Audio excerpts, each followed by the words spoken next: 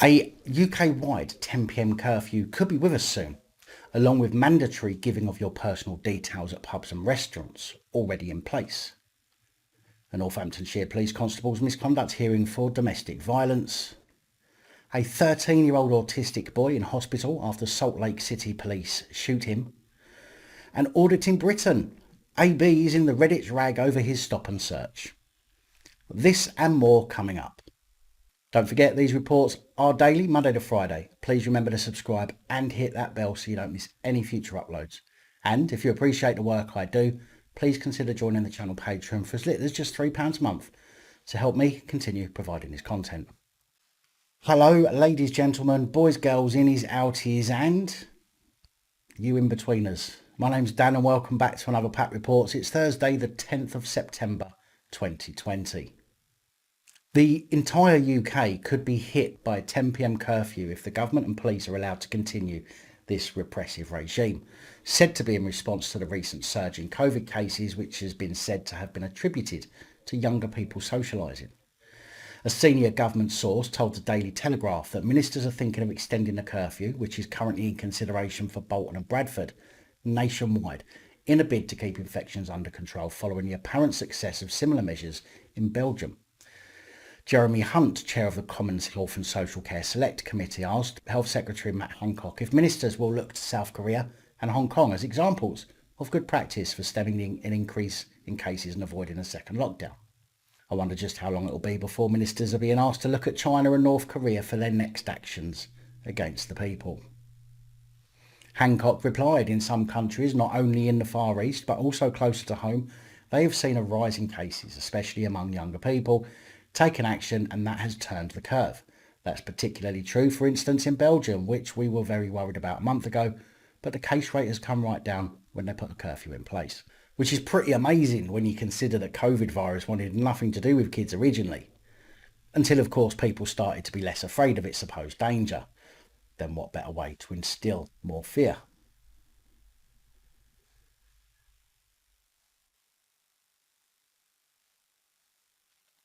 In fact, are you worried about the new coronavirus restrictions? Are you concerned that the police will screw you over if you have a friend round? Well, don't panic too much, because even though the police have been given the powers to fine people or even arrest people for being in groups of more than 6 people from 2 households, if you're in your home, there's very little they can do. Although Westminster insiders have said the changes are aimed at making it easier to police the rules on enforcing these fines, don't actually allow police powers of entry just because they suspect you're gathering in a group of more than 6. Meaning that unless you open the door, they can't fine you, in theory. Of course, we know that they will find a way to get around it at some point, such as I smell cannabis or a welfare check. However, making entry over the COVID regulations in order to fine you will be unlawful. It's been said that Whitehall officials are understood to be relying on the fact that most people open their door when the police knock on it.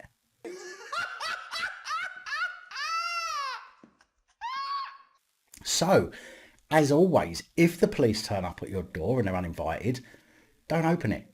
But if you do, make sure that someone else is recording, and make sure just opening, and remember that just opening the door doesn't give them the power to enter unless you invite them in. Alternatively, lean out of a window and speak to them. But remember to be filming. But an alternative to both of those is to just turn your music up and ignore it. Just ensure that your windows and doors are closed.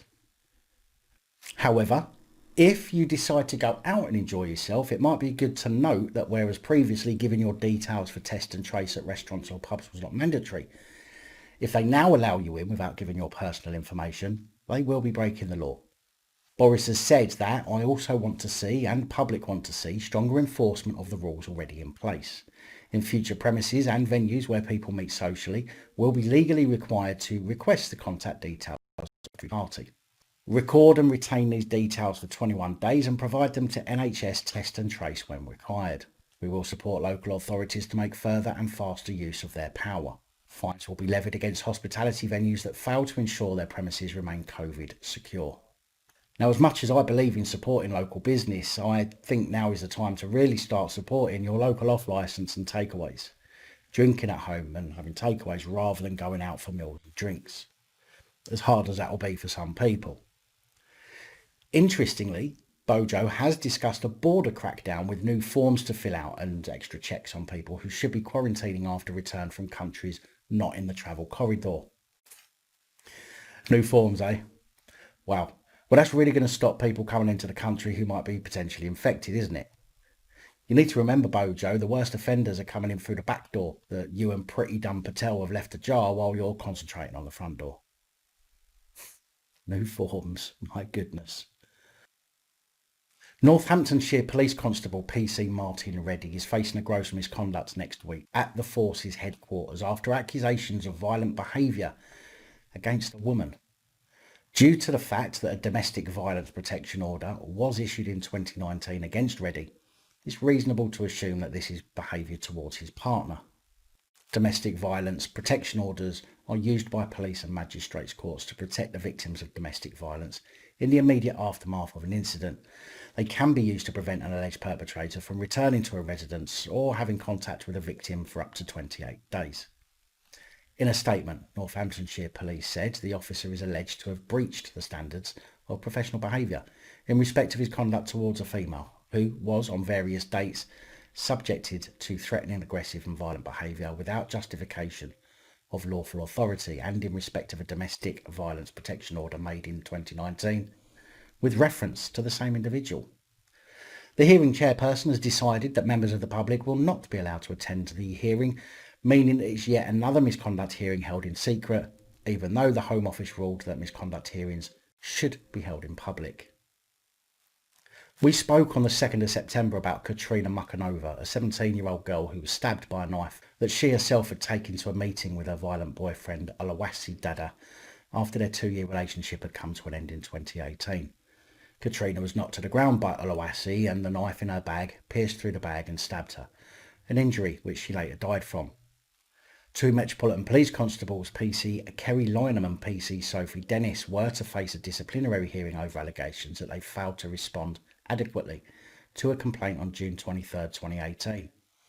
A complaint that claimed both officers failed to acknowledge a member of the public was reporting criminal allegations of harassment and offences under the Public Order Act and did not take any action over the claims. Further, they were accused of not doing a risk assessment relating to a vulnerable victim of domestic abuse, as well as not completing a mandatory Merlin safeguarding report, as Ms Muckanova was a child who had become known to police. And PC Dennis was also accused of providing false and misleading information on a crime report, including wrongly suggesting Miss Muckanova had refused to answer questions about domestic abuse and did not want to make a statement, where in fact she had not been asked to provide one. 12 police staff were said to have been censured over the death of Katrina, but the allegations of gross incompetence and unsatisfactory conduct were found proven against PC Sophie Dennis and PC Kerry Lynham, respectively, at the Metropolitan Police hearing. However, PC Dennis and PC Lynham were not handed their P45s. Commander Alison Haydari, who chaired the disciplinary panel, said that the pair had been premature and incorrect to presume the incident was not a potential criminal offence. The body-worn footage shows a course of conduct that amounts to harassment, she said. The Independent Office for Police Conduct conducted its own investigation into the incident and concluded PC Dennis should face charges of gross misconduct, while PC Lynham had a case to answer of gross incompetence. Ultimately, the Mets panel found PC Dennis had been grossly incompetent and gave a final written improvement notice for 12 months, meaning any further complaints against her would end her career, and PC Lynham's conduct was deemed to be only unsatisfactory. She was given a written improvement notice as well. Now, remember a couple of weeks ago we spoke about 23 Greater Manchester police constables who were all on paid suspension after claims that they'd been wearing knockoff clothing and even giving some of that hooky clothing to charities. It's an investigation that was being handled in-house, but the IOPC decided that they would take control after fresh allegations were uncovered. Well, even with the investigation ongoing, all but 5 of the constables are returning to work. It's not certain, but it doesn't seem the return to duty is because they have been cleared of any wrongdoing, although I could be wrong, but rather because the action has had an impact on the operational capability of 2 teams within the City of Manchester North District, the Cheetham Hill and Crumpsall Neighbourhood Team, and the Intelligence Development Team. Intelligence Development Team.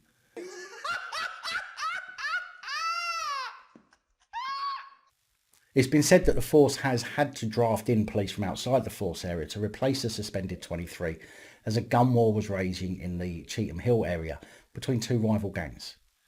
More than 100 police from Greater Manchester and City of London targeted three businesses on Bury New Road on March the 11th, where police seized a massive £7.5 million worth of fake goods during the raid. The haul removed in two articulated lorries included bogus YSL, North Face, Nike, Boss and Valentino, plus cheap counterfeit perfume and aftershave. Well, first of all, 100 plod from two forces seems a little extreme for some counterfeit clothes. I wonder how much that costs, seeing as some of the police came up from London. But what's really disgusting about this, what really upsets me the most, is no cheap Christmas presents for the family this year, and I'm going to have to pay full bloody price. Devastated. On the 28th of August, we mentioned North Wales Constable PC Peter Wildig, who was to face a misconduct panel facing allegations that he engaged in inappropriate activity with a vulnerable victim of assault. An allegation that dates back nearly 15 years, when PC Wildig is alleged to have given the victim of an assault his personal phone number before engaging in inappropriate activity with her in 2006. In August, North Wales Police said Constable 1609 Wildig is facing the following allegations. During April 2006, Wildig was investigating an allegation of assault involving a vulnerable female victim. As a result of that incident, PC Wildig provided the female with his personal phone number and exchanged text messages. Thereafter, he engaged in inappropriate activity with the female. It is alleged that PC Wildig has breached the standards of professional behaviour relating to discreditable conduct, honesty and integrity. All matters are considered to be of gross misconduct. But Wildig's hearing has now concluded after a week-long hearing. North Wales Police released a statement which said, on dates between the 1st and 8th of September 2020, PC 1609 Peter Wildig appeared before a misconduct hearing at Divisional Police Headquarters. This related to allegations of honesty and integrity and discreditable conduct. Specifically, that during April 2006, PC Wildig was investigating an allegation of assault involving a vulnerable female victim.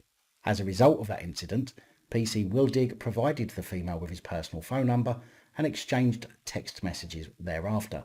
He engaged in inappropriate activity with the female. The case was found proven and to be gross misconduct.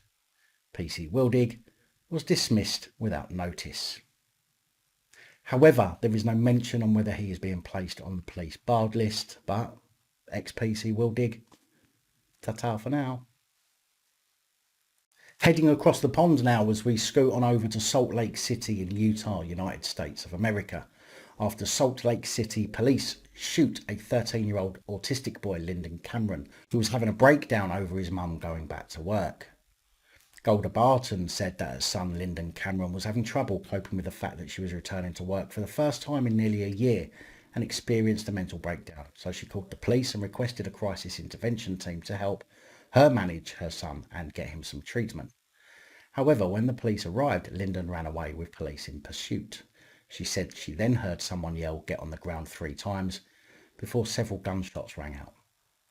Lyndon suffered damage to his shoulder, ankles, intestines, bladder and colon, as well as nerve damage. But as long as the cop was safe from any harm from a 13-year-old, who clearly would have exhibited signs of his condition. Golda Barton said she told the police he's unarmed and that he didn't have anything on him and that he just gets mad and starts screaming and yelling. He doesn't know how to regulate. She said in a statement, why didn't they tase him? Why didn't they shoot him with rubber bullets? Barton told the station he's a small child. Why didn't you just tackle him? You are big police officers with massive amounts of resources. She added they're supposed to come out and be able to de-escalate a situation using the most minimal force possible. Well, that's because de-escalation is slowly but surely being eradicated from the police's vocabulary and training. The incident, now said to be being investigated by a team consisting primarily of officers from the West Valley Police Department. Tragic. Although the boy is alive, it should never have gone as far as shooting the poor kid. Auditing Britain, or AB as he likes to be known, has made it into the local rag in Redditch after his search under the Terrorism Act. Now, I've seen the video and I made my feelings quite clear to West Mercia Police and the area's Police and Crime Commissioner on Twitter after the crystal clear abuse of the Terrorism Act to teach AB a lesson for not bowing down to their perceived authority. Now, I say perceived because in situations such as this, they are abusing their powers and therefore have no legal or lawful authority to act in that way. AB was filming outside the Redditch police station, explaining to police that he was there to cover matters of public interest and exercise his rights to film in public. And for those police constables watching this video, you should take a look at the ACPO guidance on public photography and note that the National Police Chief Council has said it is still a valid document as the views have not changed. Police spent some time speaking to AB, who again told them why he was there, while more constables arrived. In fact, the first two constables almost seemed to be willing to let AB get on with his task until another turned up. This one, however, wasn't going to let anyone diminish his authority by non-compliance. Eventually, after PC Bully Boy, as AB called him, managed to have the whole situation flipped on its head as police informed AB they would be searching him under Section 43 of the Terrorism Act. Now, there is a stop and search code of practice which specifically covers Section 43 of this Act. I'll link to that in the description.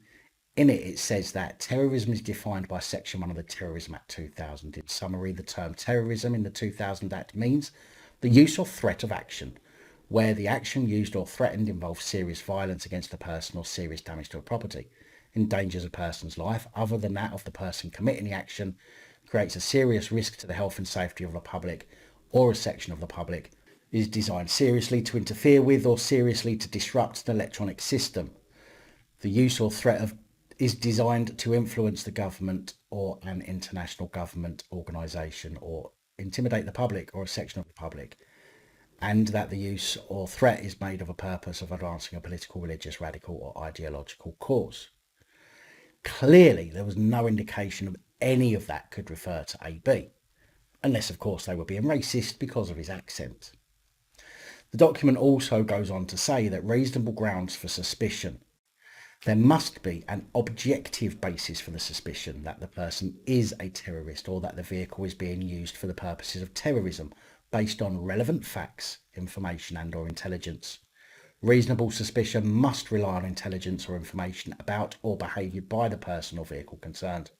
Reasonable suspicion cannot be based on generalisations or stereotypical images of certain groups or categories of people as more likely to be involved in terrorist activity. Reasonable suspicion may exist without specific information or intelligence, but on the basis of the behaviour of the person.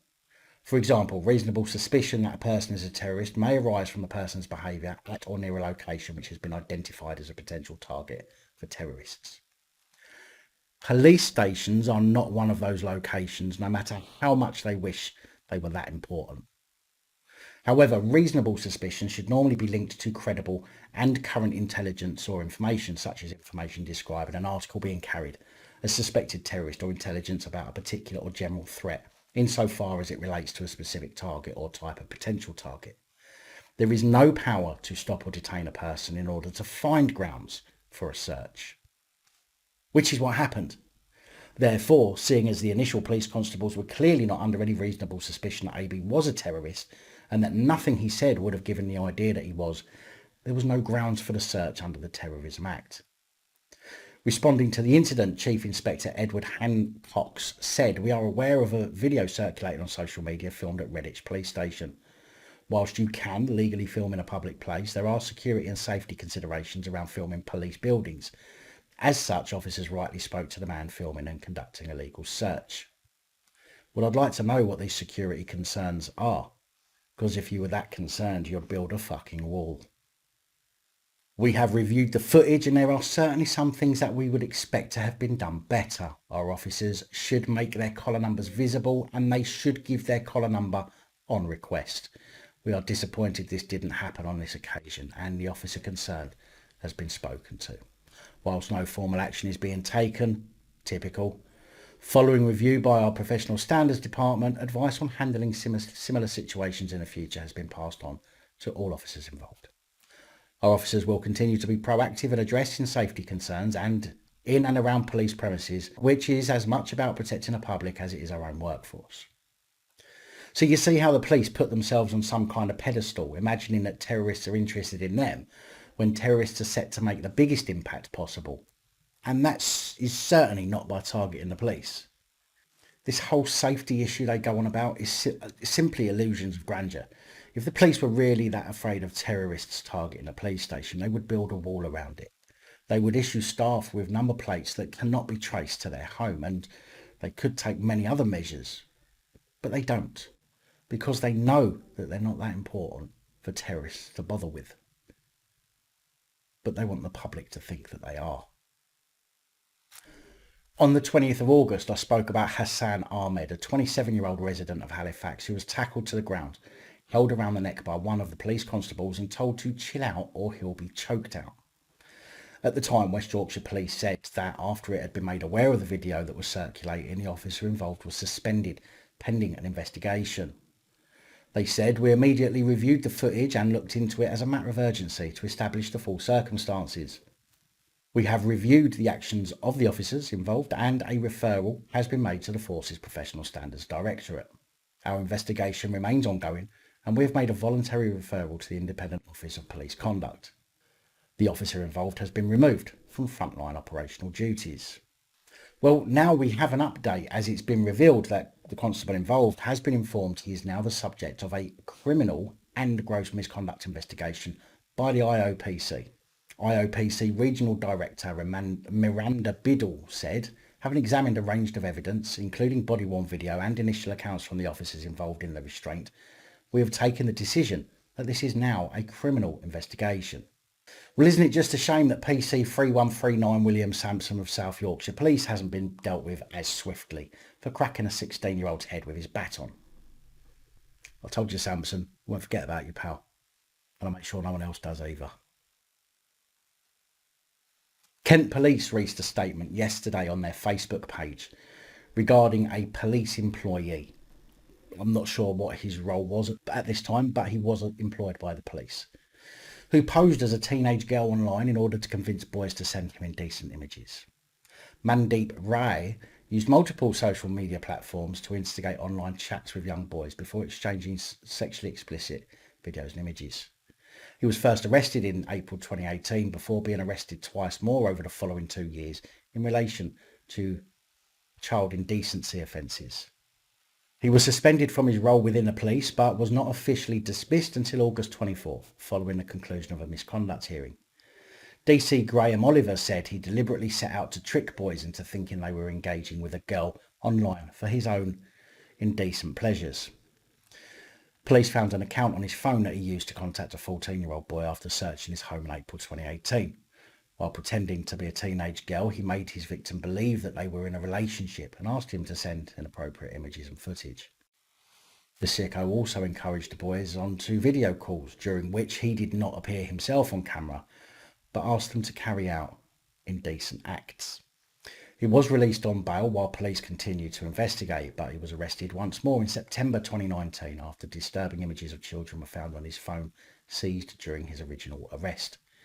In April this year, the mother of a 12-year-old boy contacted police after her son told her that he had been talking to a girl online and sent images of himself to the account, which was later found to be run by Mandeep. Of course, he denied all allegations, but was charged with 3 counts of inciting a child to engage in online inappropriate activity, 2 counts of engaging in online inappropriate communication with a child, and 2 counts of making indecent images of children, and remanded in custody. On Friday, September the 4th, he was jailed for 5 years and 3 months. Not suspended, after pleading guilty to all of the offences at the hearing in June. DC Oliver from Kent Police said, "It is clear he is a risk to the public, and a prison sentence and subsequent registration on the SEX offender register should help protect them." Yeah, because we never see any of those offenders going on to commit more offences, do we? Good old offenders register. Very big thank you to channel supporters, one and all, especially the channel Patreon supporters.